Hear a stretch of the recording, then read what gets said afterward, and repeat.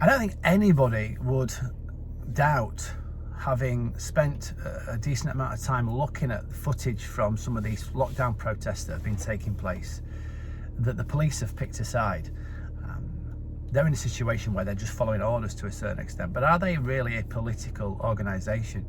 And if you do a little bit of research and look at the way that the policing has taken place with BLM, for example, and Extinction Rebellion, and then the way that policing has taken place with regards to lockdown protests, you'll see a massive difference. There's much footage now, lots and lots of footage now of people in the crowd claiming to be part of the protests, who are then flagged up as being people that aren't part of the protest. They're actually plainclothes policemen that are rabble-rousing the crowd, who are then sent packing and end up going back through the lines showing their ID. We have situations where the police come wading in with batons and riot shields to healthy, peaceful groups of people who are doing nothing more than gathering to protest what they believe to be tyrannical government.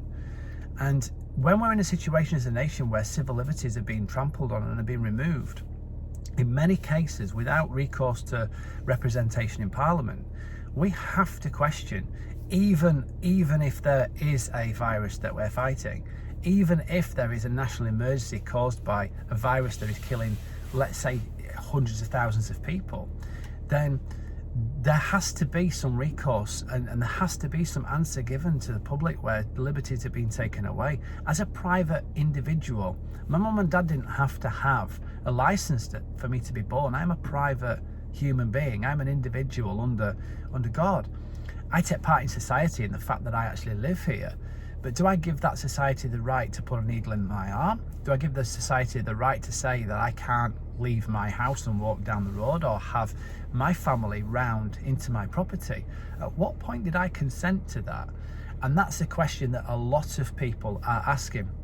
And what I wanted to do is I wanted to look at some of the parallels between what we would class as totalitarian regimes, what you'd see in George Orwell's 1984, what we would see in communist Russia, what we would see in Nazi Germany or Mussolini's Italy, and just actually have a look at where we're at now, because I think that there are so many different power grabs that have taken place in so many different arenas with regards to our civil liberties, and they've happened over a very short space of time, and most people aren't awake to this. So for example, the police are now in a situation where they're able to dictate to us who we can have in our house and who we can't have in our house.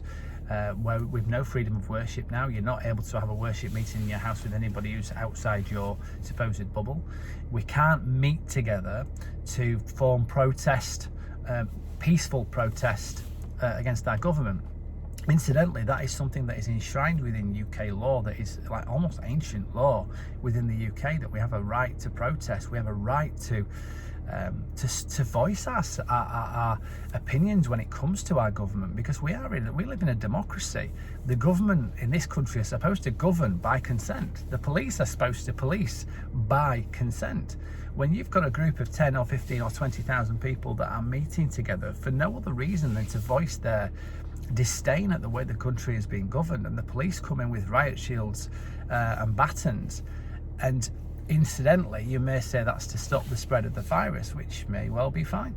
But they're not weighing in when it comes to BLM. They're not weighing in when it comes to Extinction Rebellion. So for some reason, those protests are okay and these protests aren't. We've got a police force that is acting certainly very politically. Let's put it that way.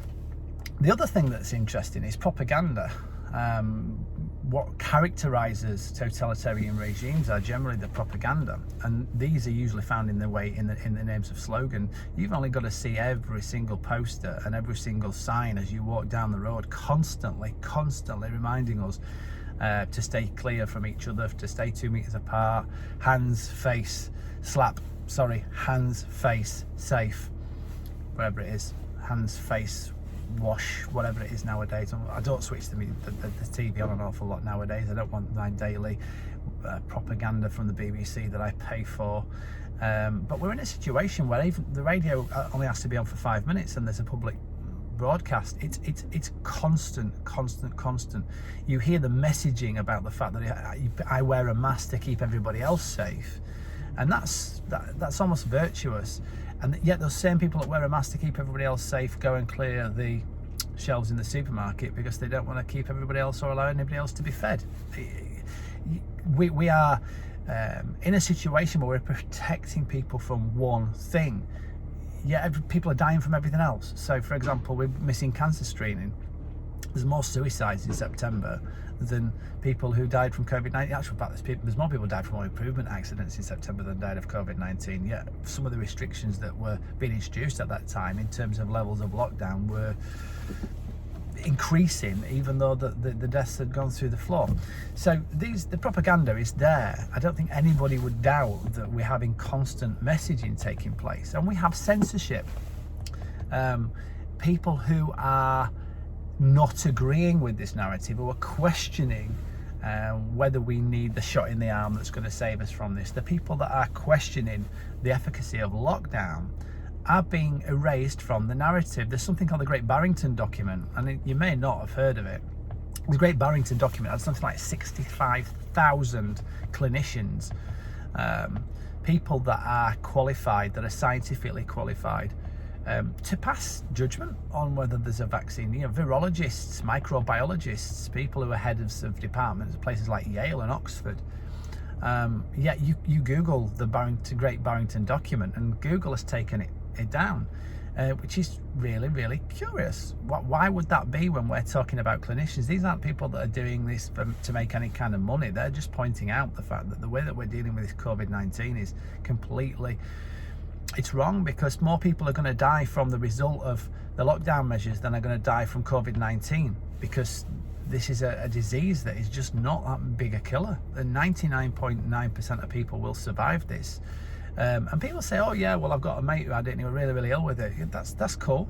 I've got a mate who's had flu. I've had flu myself and I was really, really ill with it. That's not the point. That's not the issue. We are locking down societies. We're closing down businesses. People are committing suicide. People with addictions are getting back into those addictions when they've been freed from those addictions.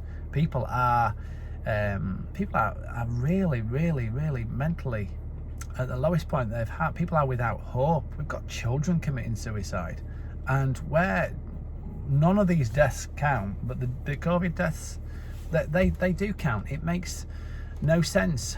So we've had a removal of civil liberties, such as who you can have in your own home, and yet the people following this narrative are crying out, saying that we've not lost any civil liberties and it's only temporary.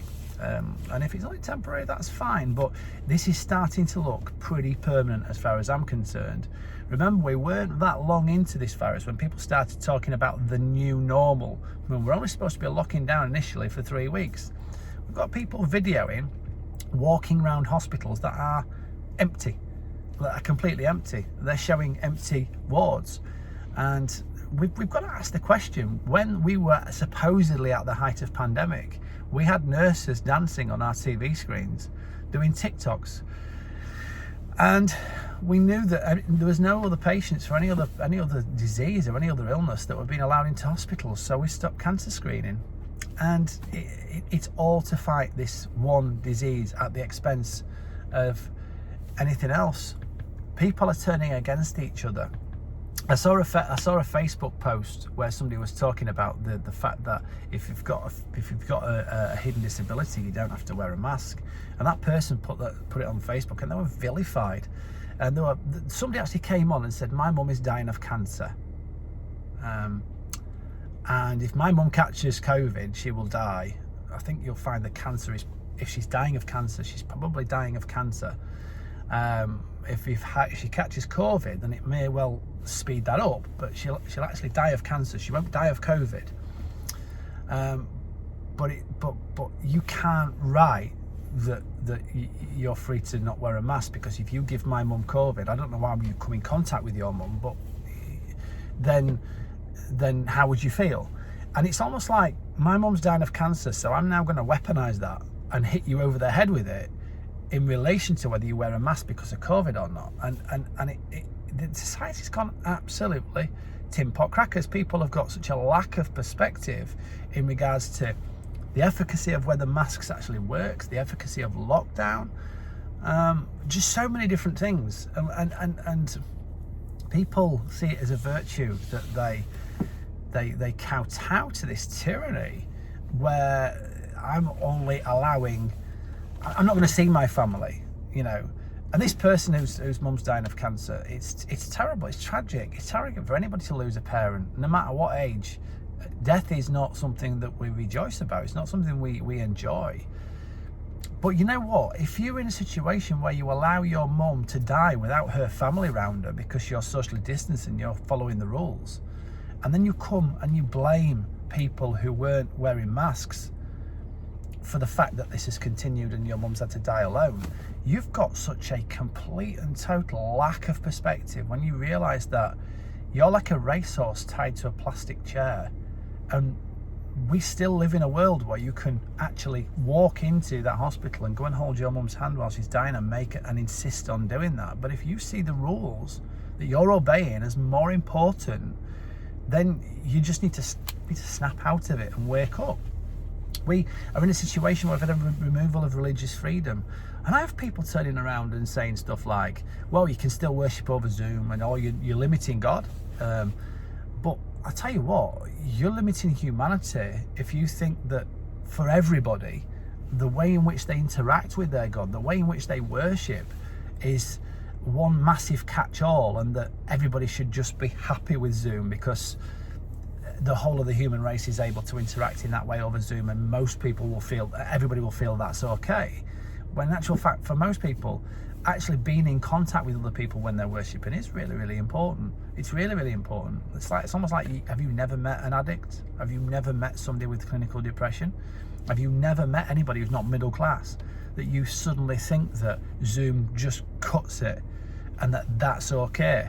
Because it quite frankly, it isn't, and it ain't the biblical model of how we're supposed to worship either. We're supposed to worship God in the context of fellowship with each other. That's how we're made. To turn around and say that if you're being foolish if you're saying that should be over Zoom, and if I can't accept that, then you're just being pedantic, is a complete underestimation of the wide-ranging different types of people are out there. When some people just ain't going to connect through Zoom, and it just ain't going to cut it. Some people haven't got access to Zoom. Some people haven't got access to technology. So you're imposing your viewpoint in terms of what you think is acceptable and what you can accept on everybody else. And I'm sorry, but society is at loggerheads over these issues. You can't even leave the country now without some sort of diplomatic approval. I mean, that's like what you'd expect to see in North Korea. You can't leave the country. You can't leave Cuba. You can't leave North Korea. You can't leave the UK now without. You can come into the UK on a boat, but you can't leave the UK. And there are increasing day by day calls for mandatory vaccines and explorations as to whether vaccines can be mandatory. It's really, really noticed that the Prime Minister stood on a stage flanked by somebody who's a Brigadier General or somebody from the army. You know, Adolf Hitler would have had lots and lots of people from the army around him. It would have given him an air of legitimacy and strength. Boris Johnson's talking about the vaccine, and the first time he really starts talking about the vaccine and breakthroughs, he's got the army stood next to him. And that worries me.